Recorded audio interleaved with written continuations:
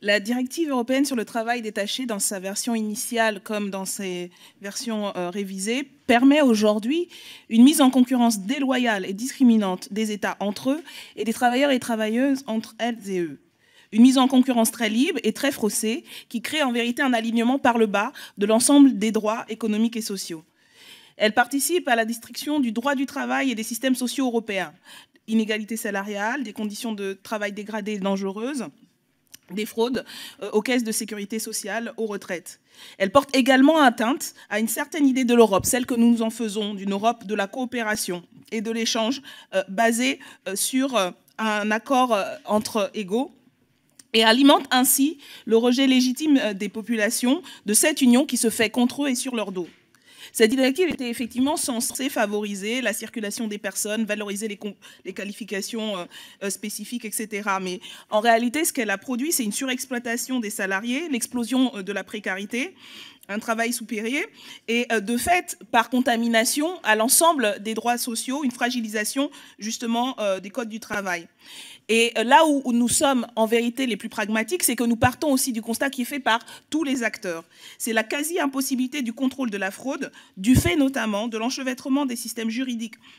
qui en fait de cette directive une niche à fraude, encore très récemment épinglée par la Cour des comptes, et qui rend en définitive le dispositif lui-même impossible à réformer et réviser parce qu'en lui-même, il contient la possibilité et l'opportunité de cette fraude-là. Il y a plusieurs exemples qu'on pourrait utiliser pour le montrer. Dans tous les secteurs aujourd'hui, ce qui était réservé à des secteurs spécialisés, ça s'est développé. Il n'y a pas aujourd'hui besoin de ce dispositif tel qu'il existe pour permettre la libre circulation, pour permettre des coopérations. En vérité, il n'existe que pour faciliter le dumping social et la mise en concurrence déloyale. Voilà pourquoi il faut en finir. Ça ne laissera personne sur le bas-côté du chemin puisqu'il existe aujourd'hui des dispositifs. Le droit actuel peut s'établir, mais ça permettra, y compris, de revaloriser l'Europe qui est censée protéger et de la rendre effectivement protectrice de tous les droits. Merci. Je vais aller dans le sens de l'intervention du rapporteur parce que, en vérité, collègue Aviragné, la proposition que nous faisions à l'article 1, et il est dommage que vous ne nous ayez pas suivi là-dessus, est la plus simple et la plus pragmatique, puisqu'elle ne visait pas à supprimer le travail détaché, ne soyons pas caricaturales, mais supprimer le dispositif qui encadre aujourd'hui une forme de travail détaché qui, dans son essence même, permet en vérité le contournement des droits sociaux. Parce qu'il part du principe de, et ça a été dit, il faut le répéter, du fait que le salaire brut, qui comprend les cotisations, est de toute façon inégal selon les pays, puisque ça s'aligne sur les systèmes sociaux avec des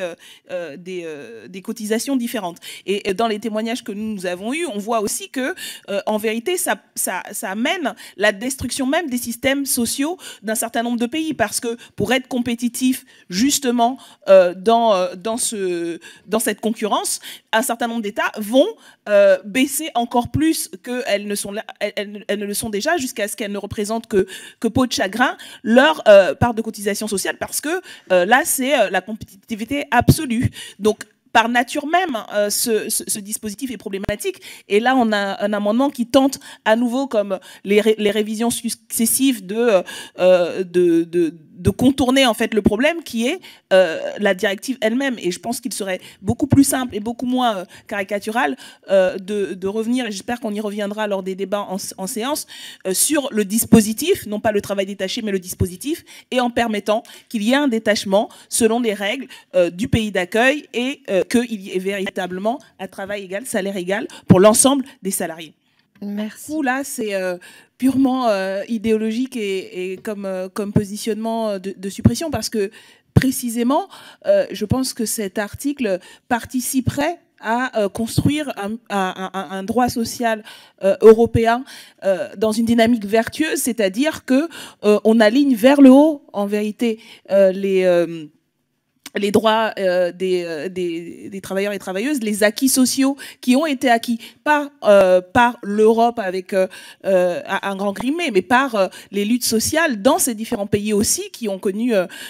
comme notre pays, des mobilisations pour que les salariés aient un certain nombre de droits. Et en gros, on part de ce qui est la pointe la plus avancée parce qu'on pense que justement, quand il s'agit d'un travail d'un détachement qui se base sur les qualifications, les particularités dans un domaine particulier d'un salarié ou d'un secteur du salariat, l'avantage d'avoir ces salariés-là n'est pas juste un avantage individuel pour l'entreprise, c'est un avantage collectif et qui permet, y compris, de montrer que il peut, au niveau de notre propre droit, avoir encore des marges de manœuvre pour que ça s'applique pas simplement aux travailleurs étrangers, mais aussi aux travailleurs français. Donc là, c'est précisément une dynamique sociale vertueuse que nous voulons introduire dans le droit actuel européen, même quoi que l'on pense par ailleurs des traités, etc. Donc, pour le coup, votre amendement de suppression est de fait dicté par une vision bassement électoraliste. On peut avoir une vision hautement électoraliste, ça a été dit, mais bassement électoraliste contre le droit social et contre le mieux-être social des salariés. Merci. Oui, merci Madame la Présidente. Rapidement, parce que là encore, effectivement, l'argumentation est pour le coup vraiment à côté du sujet. Je ne comprends pas non plus l'opposition et le mépris qu'il y a sur le fait de faire de la politique, y compris au niveau européen, et d'essayer de mener des débats, et c'est opposé à ce qui est présenté comme du pragmatisme. Il y a du pragmatisme dans cette démarche, justement, et il y a aussi l'objectif de faire évoluer le droit européen vers du mieux-disant social. Par ailleurs, je peux au moins parler pour une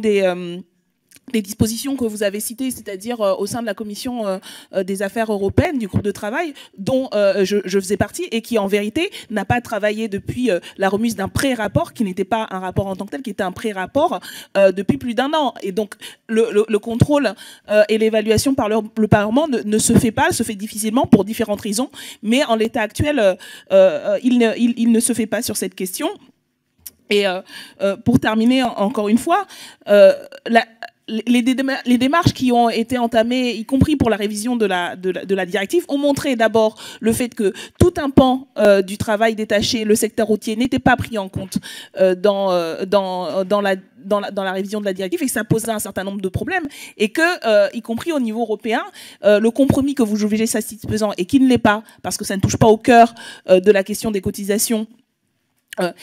faisait l'objet d'une opposition d'un certain nombre d'autres pays, et donc nécessitait que s'instaure un rapport de force. Et donc il y a une démarche offensive de la France là-dessus. Alors on est en désaccord effectivement sur le statut que vous trouvez satisfaisant, mais qui ne l'est pas au regard de ce qui se passe concrètement sur le terrain, et ça c'est du vrai pragmatisme, mais on devrait au moins être en accord sur le fait qu'il faut que notre pays défende une position offensive sur ces questions sociales, que ce n'est pas, c'est loin d'être gagné, et c'était le sens de certains article 3, encore une fois, ne lui faites pas dire ce qu'il ne dit pas, et ne méprisez pas à ce point la question du rapport de force, parce que c'est notre rôle. Madame Grandjean.